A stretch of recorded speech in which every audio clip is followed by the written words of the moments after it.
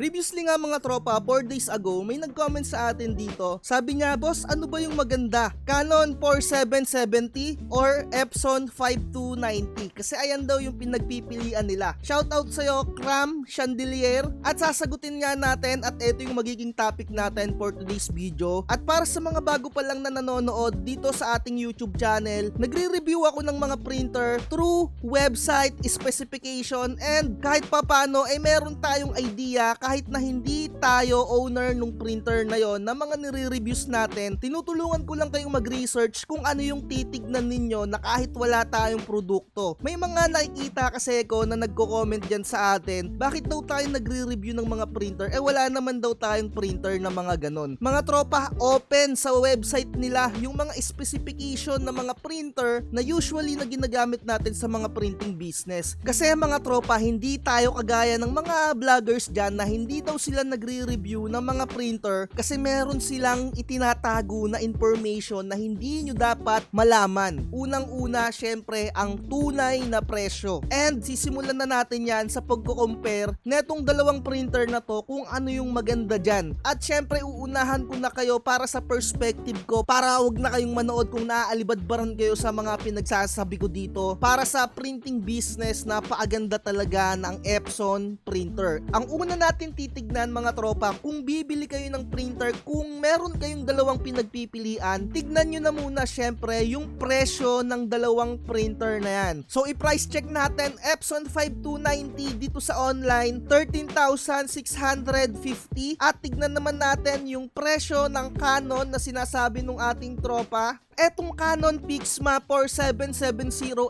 13,495 naman. Halos magkalapit lang yung presyuhan nila. At syempre, yung mga nakikita ninyong presyo na yan, mababawasan pa yan kapag gagamit kayo ng mga vouchers. At usually, kapag ka mga payday or Lazada 22, Lazada 33, Lazada 44, meron talaga kayong makukuha or magagamit na voucher. Yan talaga yung kinagandahan kung sa online kayo bibili. Pero kung gusto nyo talaga na sa physical store kayo bumili, hindi ko kayo pinipigilan kung dyan talaga kayo mas papalagay yung loob ninyo. Mga tropa, kung iniisip ninyo yung pagbili sa online and physical store, magkaiba din yan. Parehas lang din yan tungkol sa mga warranty. Kung yung mga warranty yung iniisip ninyo kaya hindi kayo bumibili sa online, nako mga tropa, magiging hassle lang yung buhay ninyo kung iisipin nyo palagi yung warranty. Ang isipin ninyo, magagamit nyo yung printer. Huwag nyong isipin na masisira yung printer. And syempre, brand nyo naman yan na ibibigay sa inyo. At siguraduhin nyo lang syempre na mag-take kayo ng video sa inyong mga unboxing.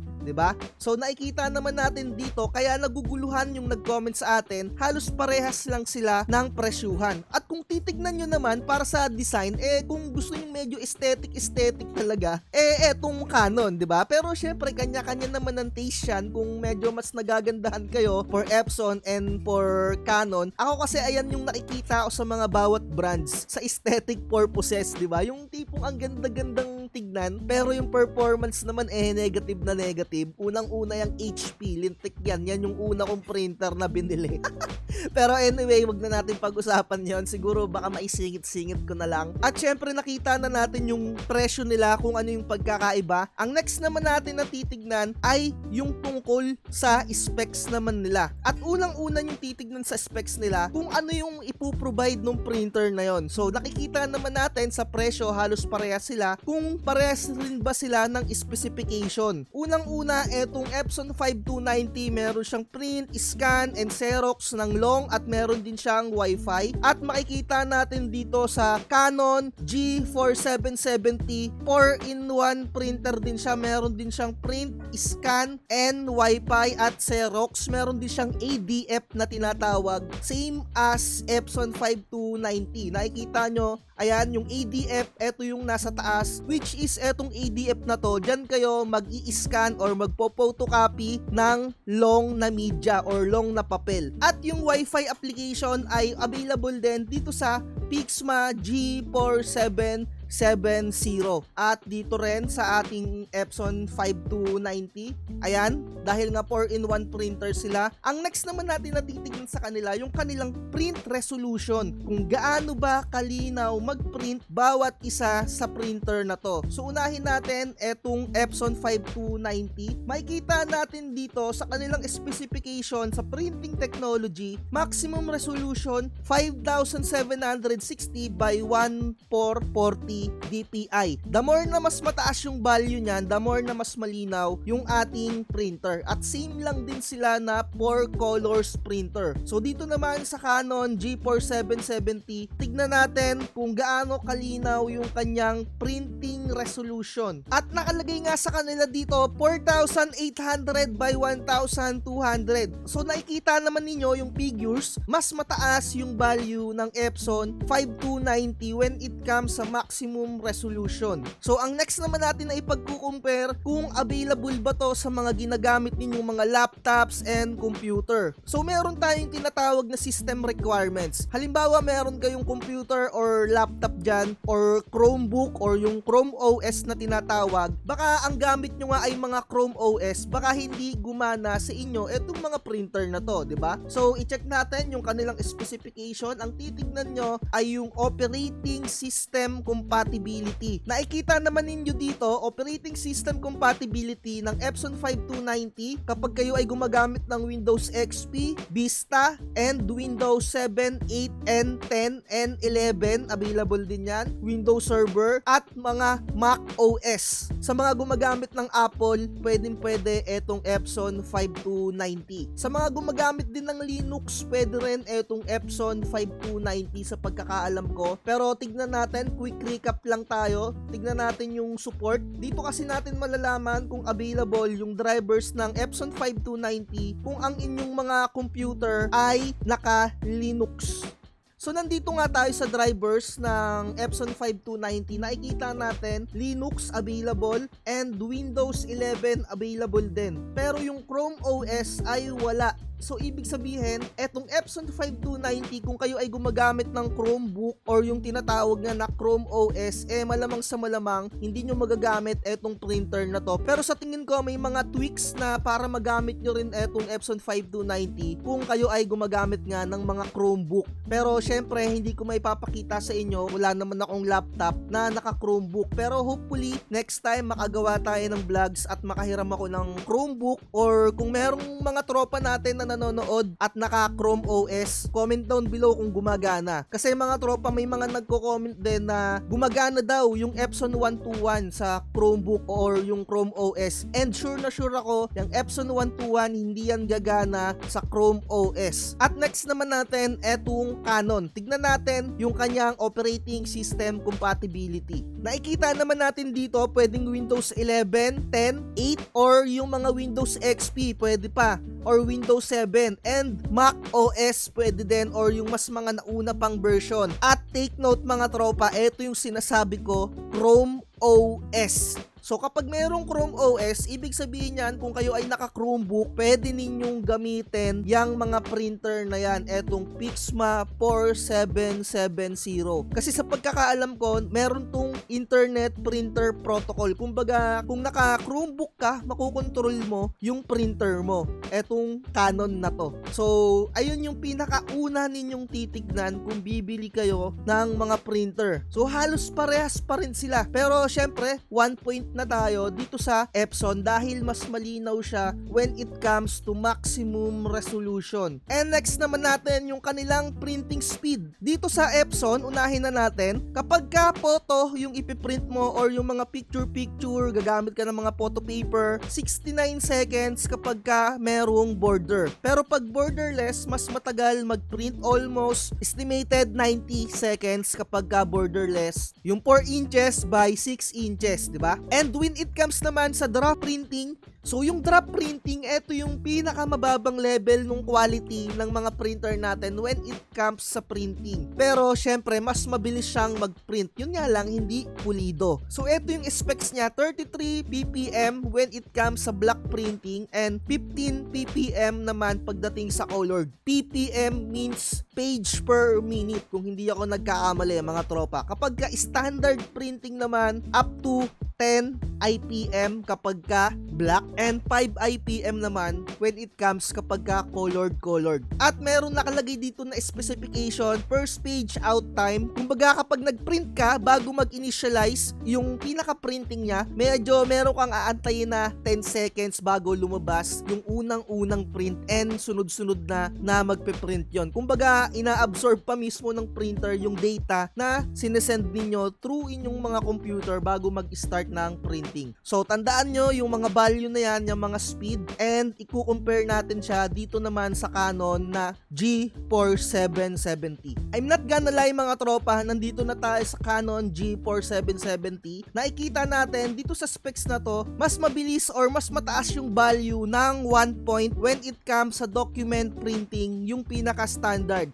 Dahil 11 yung value niya, which is Epson i10. And sa colored i6, nakikita nyo naman talaga dito. So when it comes naman sa borderless printing, 45 seconds. I'm not gonna lie mga tropa, mas mabilis ang Canon when it comes sa pagpiprint or pag-deliver ng kanilang mga printout. Syempre isipin nyo mga tropa, mas malinaw sa Epson yung value, kaya it costs time. So ganun talaga, merong mga nasasacrifice na mga specification kung gusto mong ma-achieve yung mga isang bagay, di ba? Usually ganun naman talaga. At mga tropa ko, etong mga printer na to ay pwedeng mag-borderless. I'm not gonna lie mga tropa, pwede siya hanggang A4 size, di ba? Dito naman sa Canon, wala ka nang usually na ini-install dyan. Kumbaga, yung pinaka-drivers lang niya, yung i-install mo para makapag-borderless ka ng A4. A4, yung mahaba. A4 ha, hindi 4R. Sa 4R automatic, pwede yan parehas na printer. Pero when it comes naman dito sa Epson printer, bago ka makapag-borderless ng A4 size, meron kang i-install na custom driver na tinatawag. Ayun nga yung Epson 382 na driver. So ano ba yung drivers? Ayan yung nagko-control ng inyong mga printer or ayan yung application dyan sa inyong mga computer or laptop para makontrol nyo ng maayos yung inyong mga printer. Nakalagay dito, nakikita nyo naman siguro, i-highlight ko na lang, print margin 0mm, top, left, right, and bottom. Kaya niyang sagad na sagad, pero mag-i-install ka nga ng custom driver. And pagkadating naman dito sa Canon, comment down below kung user kayo ng ganitong printer, kayang-kaya niyang mag-borderless ng 8.5 or eto yung pinaka-eksaktong sukat. Usually A4 yung sukat niyan. Eto, borderless printing, 'di ba? Top, bottom, left, right, 0. Sagad na sagad talaga. Kaya niyang mag-print. So, eto pa yung mga kani-kanilang mga specs. So, usually, hindi naman na tayo gumagamit ng mga ibang specs dyan. And, kung tatanungin nyo ako when it comes sa mga long or short, etong Epson 5290, hindi siya nakapag-borderless ng short and long. A4 lang. Dito naman sa Canon, hindi ko sure masyado kasi hindi ako user neto. Pero, A4, sure na sure ako, pwede. And, next natin na i-compare kung cellphone lang yung gamit nyo. Kung wala kayong mga, alam nyo na mga laptop or computer, parehas tong printer na to ay pwede nyong gamitin kahit na cellphone lang yung inyong gamit. Pwede kayong mag-install ng Epson iPrint sa inyong mga cellphone or Apple AirPrint, di ba? Kung kayo ay gumagamit naman ng mga Apple na cellphone usually. Ito yung inyong ida-download. Nakalagay naman dito sa kanilang specification. And to tell you honestly, sa Epson 5290, user ako niyan, ganyan yung printer ko and nakakapag-print ako sa kanya kahit cellphone lang yung gamit ko and kahit na wala akong i-install na application. Hindi ko lang alam kung sa mga Apple product or mga Apple na cellphone, dahil hindi ako user ng Apple, Android lang yung gamit ko, mga smartphone, kahit wala akong i-install, nakakapag-print ako basta connected kayo sa iisang Wi-Fi or ko-connect kayo sa binobroadcast ng inyong mga printer na Wi-Fi, di ba? Basta same dapat sila ng connection. connection para makapag-usap sila or para maiprint yung inyong mga ipapaprint, di ba? And tignan naman natin dito sa Canon kung parehas sila na merong ganong klaseng technology or specification. Nakalagay naman yan dito sa printing solution nila, same as Epson. Pwede rin siya ng AirPrint or etong mga print services na to. Canon Print Services, Cloud Services, Canon Print. Eto yung mga pwede nyong gamitin. So meaning, pwede kahit cellphone lang yung inyong gamit. So tignan nyo ng maigi yung design neto ni Epson, ganyan. Parehas silang merong tinatawag na panel, kung hindi ako nagkakamali. Yung pinaka LCD niya dito, and eto yung lagayan or yung tinatawag na ink tank. Diyan nilalagay yung ink. Eto, nabubuksan to. And tignan naman natin dito sa Canon G4770. Ayan, ganyan. Eto yung kanilang ink tank. And eto yung pinakapindutan din and merong LCD. And dito sa kabilang part, nilalagay naman yung black na ink. At ito ang pinagkaiba niyan mga tropa ko. Ang Canon, ang gamit niya na ink ay pigment ink, yung black. Yung black lang ang pigment ink niya. At yung colored naman, yung CMY or yung cyan, magenta ay yellow, ay dye ink. So meron siyang combination technology or meron siyang combination ng ink. Pero ito ang masasabi ko mga tropa, etong Canon printer merong pagkaselan kung bibili kayo ng mga alternative na ink. Kasi unang-una sa pagkakaalam ko and alam ko talaga, mahal lang mga inks ng mga Canon printer. Kasi merong conspiracy theory, etong Canon printer, pinagsasamantalahan ang mga tao when it comes sa mga ink. So merong mga model sila na printer na napakamura, pero sobrang mamahal naman ng ink. Kagaya nga ng dati kong ginagamit na HP, parang nakakapag-print ka pa lang ng almost 100, nauubos na. Ganun din when it comes sa Canon, kaya ayoko ng mga ganitong printer. And mga tropa, eto yung pinaka-i-share ko talaga sa inyo, yung cartridge system neto ni Canon. Kasi dati si Canon, usually wala rin silang mga ink tank, yung mga ganito. Meron sila yung mga cartridge. So yung cartridge na yon, medyo inadapt na nila tapos binutasan nila. Pero ang nagiging side effect nun, kapag hindi nyo ginagamit ng siguro mga matagal or mga month or 2 weeks, yung mga printer ninyo, umuurong or nagbabackfire yung ink dun sa hose. Nagiging issue talaga yan sa mga ganitong model. Usually na mga Canon model, nagbabackfire yung mga ink nila. Nagkakaroon ng mga bubbles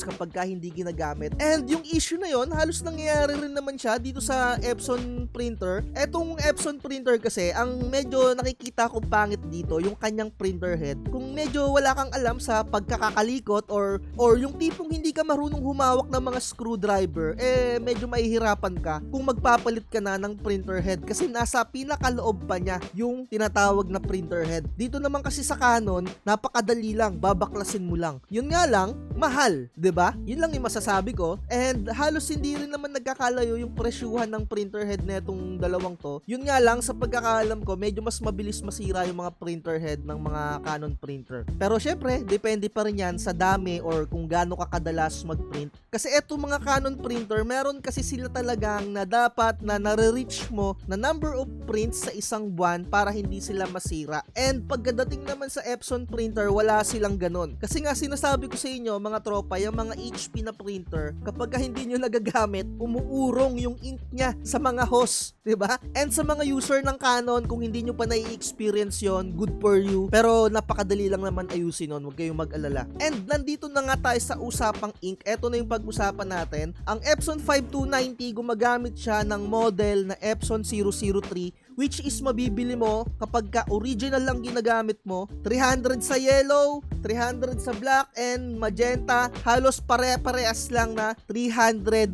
mahigit. Ganyan yung presyuhan ng mga dye ink na original ni Epson. And tignan naman natin sa Canon, 600 yung black, 500 yung cyan, 500 yung magenta, and yung yellow 500. Ito nga yung sinasabi ko sa inyo na conspiracy theory.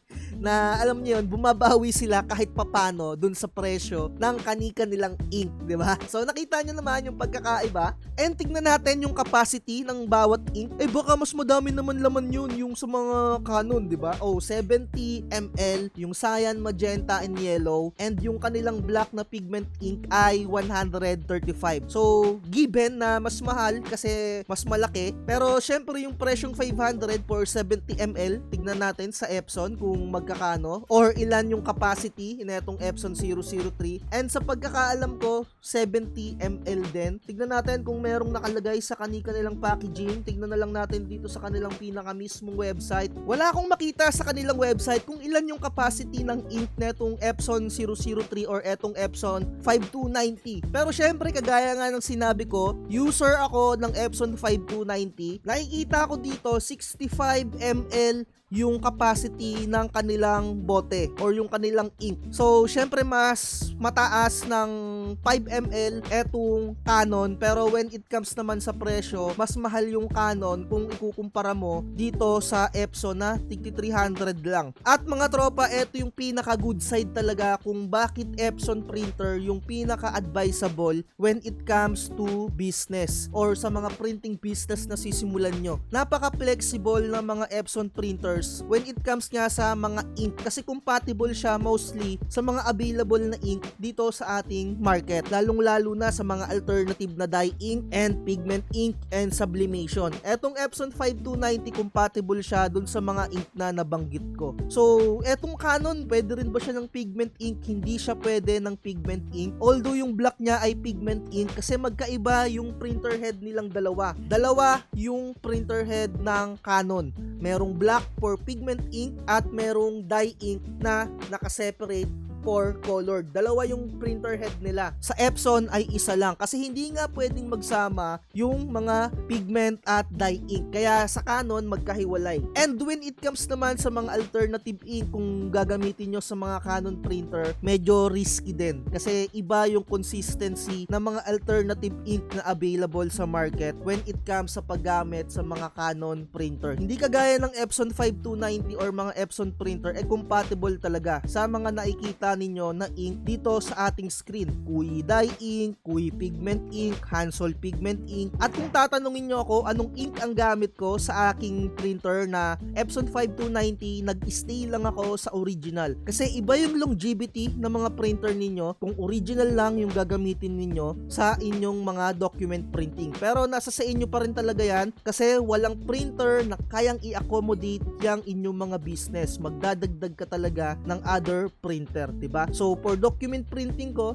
5290 original ink para syempre, mas tumagal pa yung printer ko or mas marami pa akong ma-print na mga documents. So, ayun, yung mga advice ko sa inyo. Sana may mga napupulot kayong details. At mga tropa, when it comes naman sa waste ink or yung waste ink tank, etong Epson 5290, yung waste ink tank niya, lalabahan mo lang yung sponge or kung gusto mo, medyo mayaman-yaman ka, bibili ka na lang ng panibago tapos itapon mo na, ipalit mo na lang yung bago mo. So, kung tinatanong nyo ako, ano ba tong waste ink tank? Dito nilalagay or eto yung saluhan ng mga sobrang ink ng inyong mga printer. Kumbaga parang nagpipintura kasi yung mga printer ninyo. May mga lumalaglag dyan na mga sobra, 'di ba? Kung nagpipintura ka sa mga pader ninyo, may lalaglag dyan. Kaya nga naglalagay ka ng mga dyaryo sa lapag. Ganyan din yung mga printer natin. Meron din silang tinatawag na waste ink pad. So dito, ganyan nga, lalabahan mo lang siya kung medyo nagtitipid ka. And dito naman sa Canon maintenance cartridge, 500 yung pinaka presyo niya kung magpapalit kayo ng cartridge. Kagaya nga ng sinabi ko, hindi ako user ng Canon. Hindi ko alam, personally, sa totoo lang tayo, kung pwedeng labahan etong waste ink tank ng mga Canon, 'di ba? And malakas yung kutob ko na hindi siya nalalabahan, 'di ba? Kasi nga kagaya nga ng sinabi ko, may mga conspiracy theory na yan si Canon para makasabay sa datingan ni Epson, minumurahan din nila yung kanilang printer. Pero bumabawi naman sila sa ibang part or bumabawi sila sa ink na presyo or kagaya nito, 'di ba? Na papalitan mo once na mapuno, 'di ba? Huwag niyong pupunuin or huwag niyong sasagadin na punong-puno yan kasi baka kumalat yung mga ink, masira or mabasa yung mga board ng mga printer ninyo. Kung yung mga board ng printer ninyo malapit sa mga kagaya nga nito ng mga waste ink tank, 'di ba? Mahirap na. So hopefully nakatulong tong mga pinagsasabi ko dito. Medyo mahaba na yung vlogs natin kasi syempre comparison to para kahit papano talagang mas malinawan kayo sa pagpili ng printer kung Epson or Canon. Usually kasi may mga conspiracy theory rin or mga chismis na kumakalat. Madaling masira yung Epson, madaling masira. Diba? Mga ganyan. Huwag kang Epson, sirain yan. ngayon, 'di ba? Kaya mapapabili ka ng mga branded, 'di ba? Mga alam mo yung mga aesthetics sa mata, mapapakanon ka, HP ka. Napakalaking pagsisisi ko dati na bumili ako ng HP. Sa totoo lang, walang kwenta talaga yung unang printer ko. Pero, syempre, way back before pa yon, panahon pa ni Kopong-Kopong yon, hindi pa ganun kagandahan yung mga technology natin. And ngayon, napapansin ko medyo gumaganda na etong mga technology natin, etong si Canon, sumasabay na rin when it comes sa mga business part. At sa mga papel na gagamitin ninyo, halos same lang din sila ng specs na nakalagay dito. Etong si Epson 5290, kaya niya mag-accommodate ng 64 GSM up to 95 GSM. Syempre, kaya pa yan ma-push through. Usually, gumagamit ako dito sa printer ko ng 250 GSM dito sa aking Epson 5290. And nakikita nyo nga dito, 'di ba, yung specs na GSM. Tignan naman natin dito sa kabila yan. At nakalagay nga dito sa Canon, plain paper 64 up to 105 GSM. Mas mataas yung value ni Canon when it comes sa mga paggamit ng mga makakapal na papel. At to tell you honestly, I'm not gonna lie nga mga tropa, mas makapal yung kayang i-accommodate ni Canon na mga papel. When it comes nga sa mga photo paper, mas kaya niyang i-accommodate at medyo walang mga shark teeth. So anong magiging conclusion natin dito sa vlogs natin na to? Nakadepende pa rin talaga sa'yo kung ano yung printer na bibilihin mo, o diba? Naguluhan kayo. Pero kasi nakadepende nga pa rin talaga. Kayo pa rin kasi talaga yung magdidesisyon. Ako, sinabi ko lang yung mga facts na alam nyo yun, na alam ko. So ayun, nasa sa inyo pa rin talaga ang huling desisyon. Eto, additional na tips din. Ang Epson printer, konti lang yung tornilyong tatanggalin mo dyan kung magre-repair ka. Bubulat-latin mo lang yan, iangat mo lang, kita mo na yung katawan yan, kaloob-looban, di ba? And sa Canon na mga models, kagaya nga netong Canon G4770, daming tornilyo. Tsaka merong mga lock pa yan na mga plastic. Yung tipong locking mechanism niya, yung tipong parang konting angat mo lang ng napasobra, baka mabasag yung hard plastic. Hindi ko naman kayo tinatakot, doon lang tayo sa totoo. Sinasabi ko lang kasi talaga yung mga facts na pwede ninyong ma-experience. Dahil gusto ko na malaman nyo talaga yung mga specification ng mga printer. Hindi kasi tayo tulad ng mga iba dyan, ng mga nagbebenta-benta, di ba? Magkaiba yung nagtuturo at magkaiba yung naghahanap lang ng benta. Magkaibang vlogger yun. Nagbablog lang sila para makabenta or kung anong ginagawa nilang mga eche-bureche, di ba? Dito naman sa atin, syempre, for the content and syempre, konting pera rin natin and for the, alam nyo yun, makakatulong din tayo sa community ng printing at for additional side hustle ninyo. So, ayun lang, no? Dito na natin tapusin to. Sobrang haba na ng vlogs natin. Baka mahirapan akong i-edit to. Baka hindi pa natin ma-upload. Anyway, kung gusto nyo supportahan yung channel natin, pwede kayong mag-send ng Gcash dyan and pwede kayong mag-avail ng mga templates sa akin and Canva Pro. So, ayun lang. Like, share, and subscribe. Bye-bye. Lagi ko sinasabi, huwag magpapauto. Huwag kang magpapauto, mag-isip ka sa pilian. Sa laro ng buhay, dama